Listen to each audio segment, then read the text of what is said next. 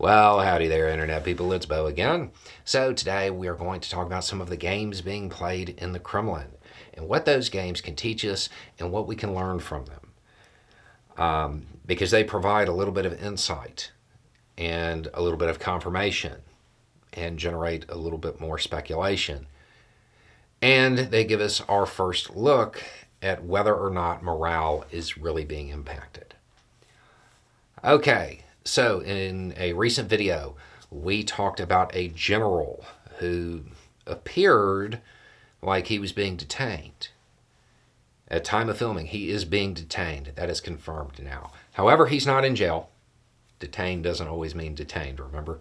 He's not in jail, and they made it very clear that he was not in jail. He's being held elsewhere.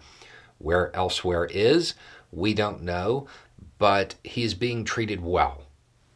Okay? The investigators are very conscientious in how they are interviewing, questioning, quizzing him about his possible involvement in the whole little Wagner dust-up thing. That in and of itself is a pretty clear indication that Putin is weak, and he knows it. Let's be clear. Putin and his investigators are concerned that they might be too mean to somebody who potentially participated in a coup. The reason they are concerned, the reason they are being nice, the reason he is being well cared for is because they're worried that he has the loyalty of the troops, that his authority is more important than Putin's, that he actually commands them. And it's a legitimate worry. So, Putin is being very nice to him in an attempt to not upset the soldiers. Now, there is speculation about two other Russian leaders. Those two, the rumor is that they're detained as well. The thing is, the rumor is entirely based on them not being in public. That's it. There's nothing else supporting it. Yes, that information supports my theory and all of that, but we don't know that. We do not know about those other two. It's not like Surovikin.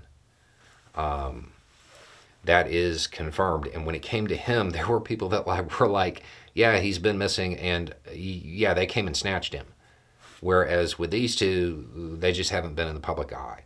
One of them, it seems likely that they're also detained, but we don't know that yet. So don't factor that in.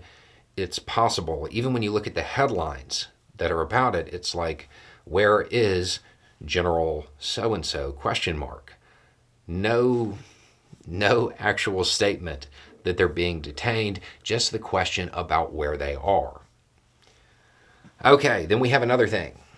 We have a situation under a bridge in Ukraine.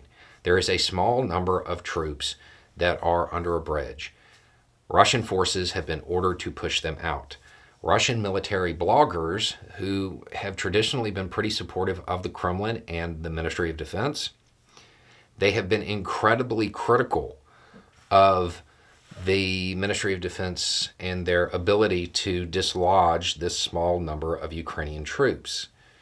And what it demonstrates is that they aren't rallying around the Ministry of Defense. It has a split has developed now between the military bloggers, who are very essential to the Russian war effort, and the traditional military.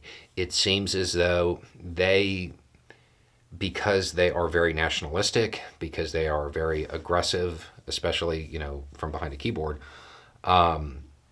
it seems as though they have sided more with Wagner.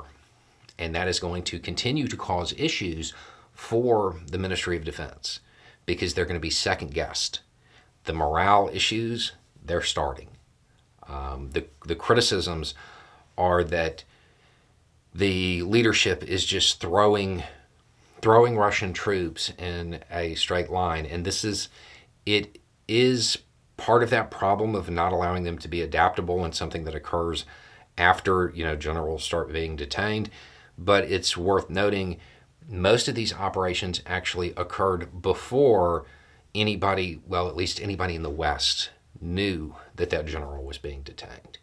So we don't know that those are related. But this is not over. That's the important takeaway from this. The fallout from his little march towards Moscow, it is not over, and it is causing Putin huge headaches. Anyway, it's just a thought. Y'all have a good day.